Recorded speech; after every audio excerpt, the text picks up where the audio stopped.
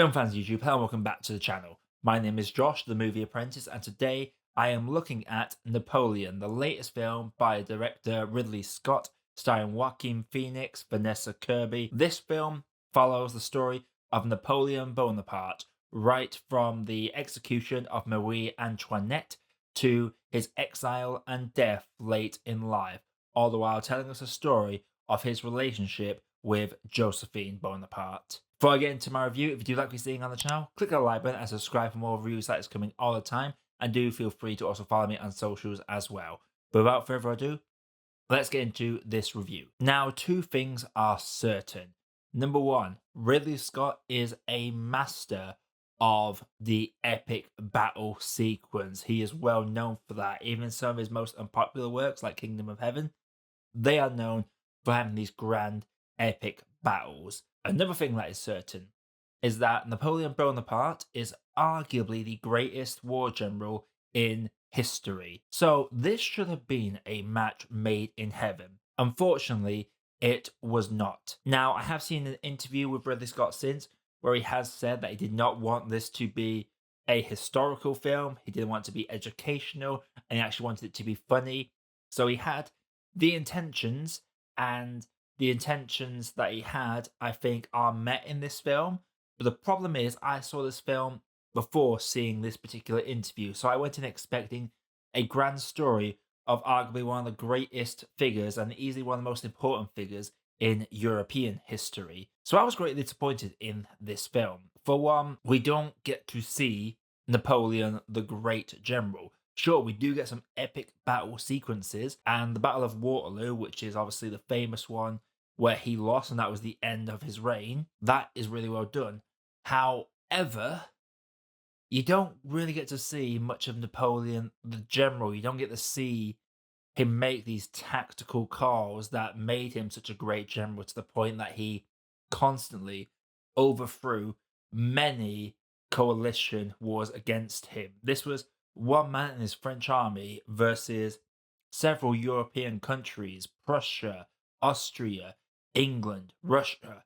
He had a lot of enemies that kept coming at him, and he would always manage to overcome the odds and succeed. And you just really don't get to see any of this happen. Even this big magnum opus that you see in the trailer, where he lures his enemies onto the ice and attacks the ice with cannon fire so that they all drown and freeze to death, that is shown, but it's not given any sort of tactical thought. We don't see Napoleon going out of his way to make it so that this is his plan. There's a lot of him just standing in the background, doing a couple of hand gestures, and that's it. There is no real planning when it comes to him. Half of this movie is him fawning heavily over Josephine, and while him and Vanessa Kirby do a decent enough job, I feel like Joaquin Phoenix and Vanessa Kirby did do a good job of what they were given.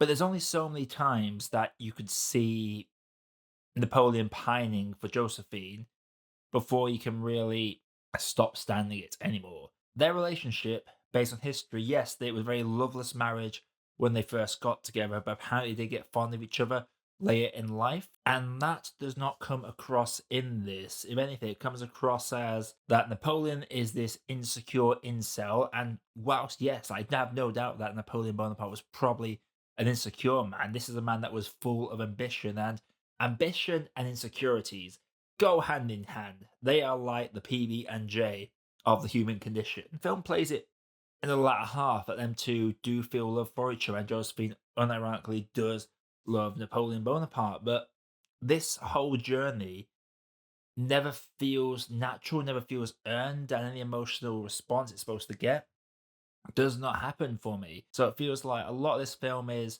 spends less time focusing on Napoleon the General, spends no time looking at Napoleon, the guy who's actually pretty damn good at leading things politically, even though he did some questionable things on the political side of things. He did do a lot of good things for the French people. There is a reason why the French people were happy to have him back after he got shipped out the first time, then came back. There is a big reason for that. He commanded respect amongst his men, and that is never depicted. So when we get this very infamous moment, it doesn't feel earned. It doesn't feel natural. There is a lot of stuff in this film that just doesn't feel earned. It feels like we get a baseline of what Napoleon's life was like. His story could be a HBO series, to be quite honest. It very much devolves a lot of his motives strictly down to Josephine, right down to him leaving Egypt because he finds out about an affair that is historically accurate, but he didn't leave Egypt because of the affair. It was actually pretty much because the British had taken out his navy and the people in Egypt didn't really like him being there, and that's why he jumped ship and went back to France and managed to politically manipulate it so that it was a great conquest. It never was that. And Ridley Scott does play fast and loose with liberties here.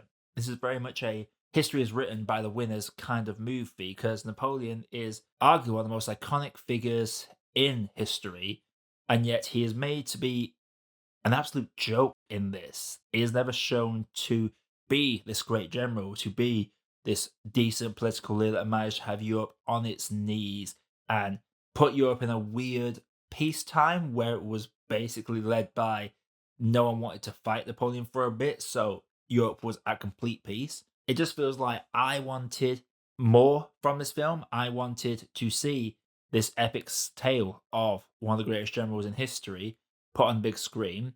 And I found that since that Ridley Scott never intended to make that movie, the way it's advertised implies that that was the movie they intended to make. There is this scene where Napoleon is seeing his wife getting dressed and he starts doing these puppy pining noises. It's cringy. And I don't like using that word cringy, but it is really cringy. It just felt like, despite the epic action sequences, and I will say if you're a bit squeamish from harm to animals, there are horses that die in this, so that is a deterrent for you, then you have been warned. Outside the epic battles, it doesn't feel like the film knows what it wants to do. It's shoehorning in a lot of Napoleon's life as quick as it can. When it comes to Ridley Scott in the modern day, you're either going to get The Last Duel, which is a fantastic movie, or A House of Gucci, which is very odd and misguided, and Napoleon very much falls in that side of the park. And that is a great shame. I went into this hoping that it would be a sleeper hit, that might be a late charger for some Oscar noms.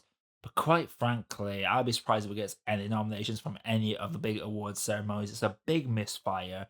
Ridley Scott is one of the greatest directors to ever do it, but he is on a very weirdly inconsistent streak at this present moment in time. Before I get into my grave, like we're saying on the channel, click the like button, subscribe for more video reviews like this coming all the time. Gonna try and get a bunch more out over the next few days to make up for a little bit of a gap I've had, so I apologize for that. But without further ado, let's grade this. Napoleon is an epic story about an epic historical individual that is boiled down to an insecure incel of a man, and it never focuses on what made Napoleon such an iconic figure. A lot of people don't even know that he wasn't even French. He very much was born on an island that had just been bought by the French just in time to be technically French, but he very much had an Italian accent rather than a French accent. Like, that's how fine the lines were for him. This guy had to come from humble beginnings to basically conquer the world. We never get to see that evolution more. If I have to give this film one bit of credit, is that apart from the epic battle scenes, it's made me really want to go and seek out the film Waterloo and check that out, because that is apparently one of the most accurate movies when it comes to history. I'm not an expert in Napoleon history, I should have specified that earlier, but from limited information I do know from seeing various channels on YouTube talk about the guy, this film is a great disservice to the individual and very much makes a mockery of the individual and focuses on a relationship that never feels earned despite the very long runtime. I'm going to have to say that for me, Napoleon is a lukewarm cup of tea. So Napoleon, have you seen it? If you haven't, let me you thought down in the comments below. Again, like we've seen, subscribe, like, all that good stuff. Follow me on socials, X, Letterboxd, Facebook, Instagram, all that good stuff. But until next time, everybody, my name is Josh, I'm the Movie Apprentice, and I'll see you all in the next video.